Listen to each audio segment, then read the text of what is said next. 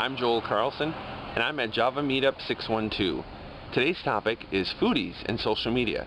So let's check out and see what happened today.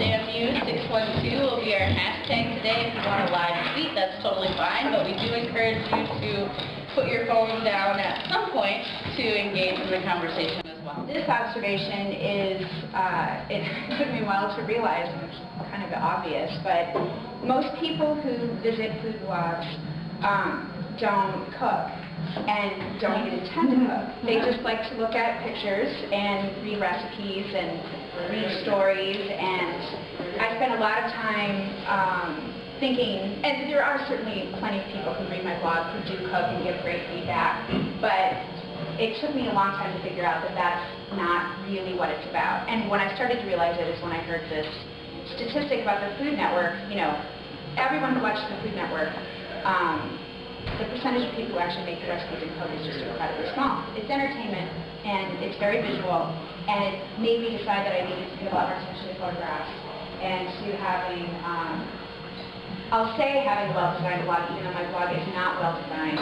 There is another blog sitting out there in the ether waiting for me to do a ton of data entry, so I do understand that it's important, and you wouldn't know it looking at my blog right now. After a few months, I started realizing, you know, especially restaurants, everybody out there, all they're doing is coming by my beer. You know, I've got the special tonight, and you know, I look at restaurants as every single restaurant, Irving Coffee to La Belle Vie, they have personalities, and it's more than just selling food. You know, if you go to Scott at the corner table, he's got a personality, and it comes across in his restaurant.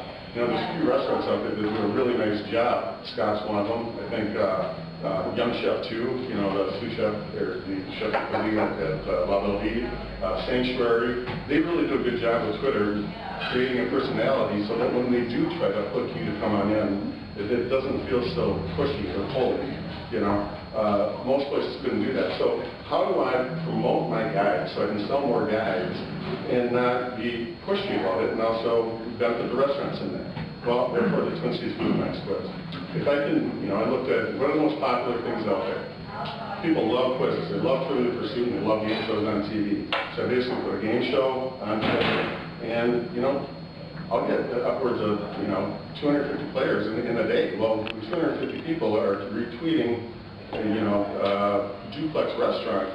You know, that billboard's duplex that day through the Twitterverse, and it gets a lot of play. It gets a lot of people to think about duplex, whether or not they're playing the game. And then it's not about saying, hey, I can get you a great deal. Yeah, that's kind of a nice little side benefit. But, Stephanie, perhaps you could talk a little bit more about how do foodies or restaurant people build that relationship with their friends, their customers, their followers. You know, just on a side note, I think restaurants that go online and put a little logo on their avatar on their Twitter page and then use that as their way to communicate really fall short, because I would rather follow the chef at that restaurant than I would that restaurant. I don't want to follow a building. I want to follow somebody inside. So that's the point that I'm trying to make. First, one thing that you'd like people to take from your perspective?